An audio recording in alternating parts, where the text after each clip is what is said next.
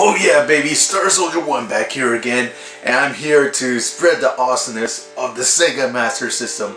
A very cool machine, but yeah, maybe some people felt that I was giving it a bad rap in my previous, Happy Hour Console Gamer video, where I sort of bashed, the cover art for looking kind, Of course this is terrible, look at it. But that doesn't mean I don't like the system. I think it's very underrated. Except for pro wrestling, yeah, this game sucks. You're gonna get tons of bad games out there. Ooh, look at this. This is a guy who beat Mike Tyson, then quickly retired afterwards.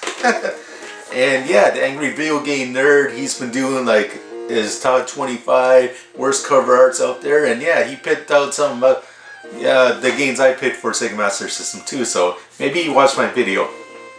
Probably not. But either way, I just want to spread the love of the Sega Master System because, yeah, it is a great system, It has some, crazy cover art, but, some of these games are really awesome, and some of the cover art, too, is actually not too bad. So, let's flip it around and show you the top 10 best Master System cover arts. Now, I'm just going to be doing the North American list.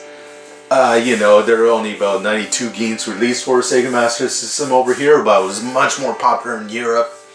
And yeah, the Europeans, they got some great art, but I don't have all the games, sadly. I wish I did, but let's just do the North American ones because I got all those back there. Hey, I got Buster Douglas, and that one's a rare game, trust me. Anyways, number 10, Double Dragon. Yeah. Instead of that crazy generic font that they use for their label, no, they actually use something similar to the arcade. And you have Billy and Jimmy Lee beating up people. And what I like about this is not only are they kicking ass, but their arms are like super deformed, all muscular, like, Elephant Man or something like it is on the original Nintendo cover art. No, this looks a little bit more realistic. Yeah, there's not too much going on. You still got, a lot of the action going down here and a huge title up here. So, it's not the best one out there, and you might disagree and think that NES cover art is a bit better, but still, this is pretty good. Yeah, it made you want to play the game. Yeah, King's Quest. Look at that artwork. Very detailed. You got this cool design up here, not a generic label. I like that. And here we got so much detail in the background, excellent use of color. Like, look at that, that just pops out. Made you want to go on this grand adventure, see this wizard dude. What's this,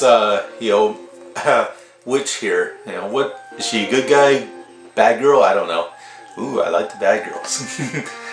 And yeah, we got this manly dude with a sword. You want to plug that game in your system, play it, and see what this game is all about. Yeah, speaking of an awesome adventure game, the original Phantasy Star. Yeah. Kind of a generic title up there with, kind of basic font, but still a bit more exciting than, the earlier pro wrestling type of cover art. Yeah, look at that detail. Look at this, woman here kicking ass. You got a guy throwing the robot around. You got a cute little cat creature on there.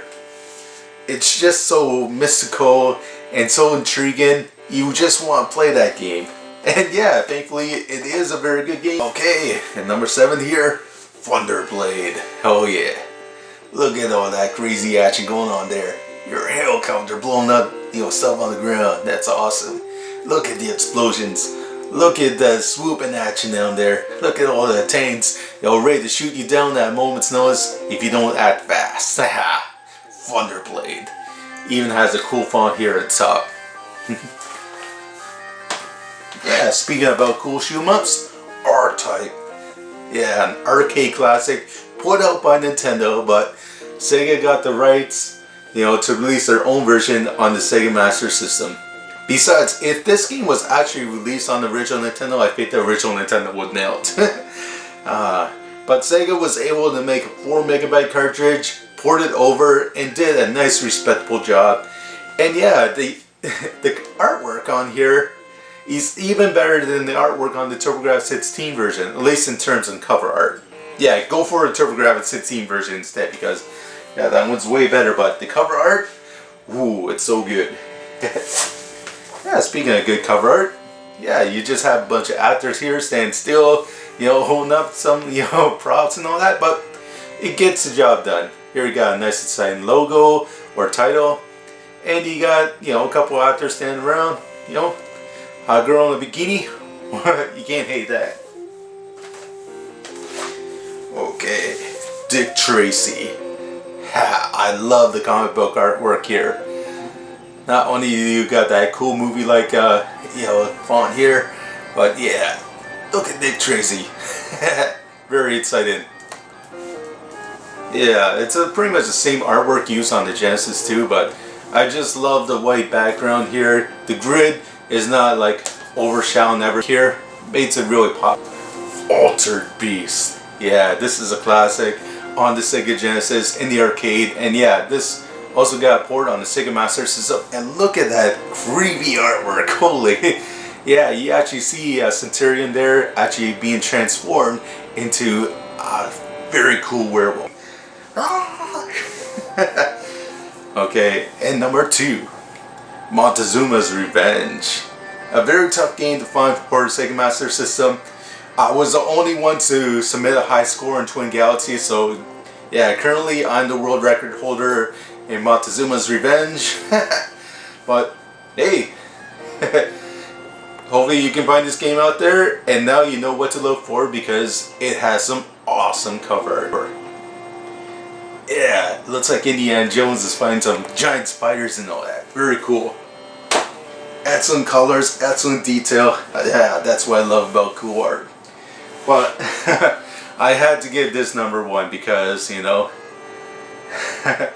I have a soft spot for this game. I think it's very underrated. Everybody hates the one on the Xbox 360. Not too many people are crazy about the Wii U editions. And yeah, this game, this series is still popular after all these years.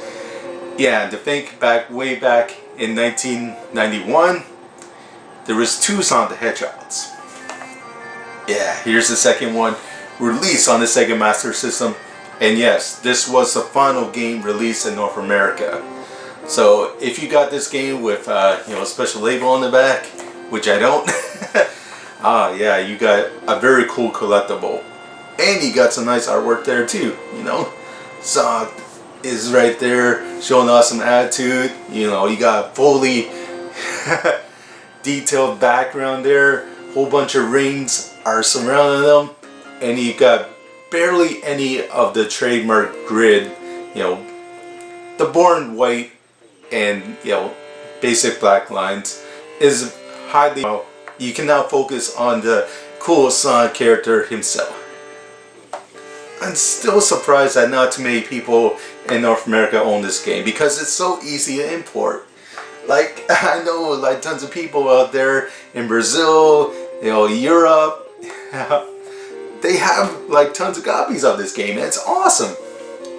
Yeah, it doesn't have the graphical and sound punch of, you know, its 16-bit brother and all that, but it has some new exclusive levels that you can't find on the Sega Genesis original, so that's very cool.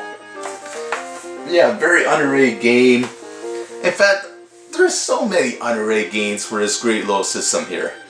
Yeah, they made some very stupid mistakes, like, you know, we can't forget about, you know, something like this, but we also can't forget about the awesomeness that is buried underneath. Like, some of those ones I showed you are kind of rare, but hey, go digging for them because, you know, you can't go wrong with games like Montezuma's Revenge, Phantasy Star, Sonic the Hedgehog, all great games, Sega Master System. And yeah, those games you can't find on the original Nintendo, so you're getting something new too. Okay, and that's it for me. This is the one, the only Star Soldier 1, baby. Over and out. Thank you for watching, subscribe and stuff, and go see my previous top 10 video, and go see the Nerds, you know, top 25 videos, and see if he ripped me off or not. Nah, he didn't rip me off. Again, he doesn't know who the hell I am. Okay, see you all later.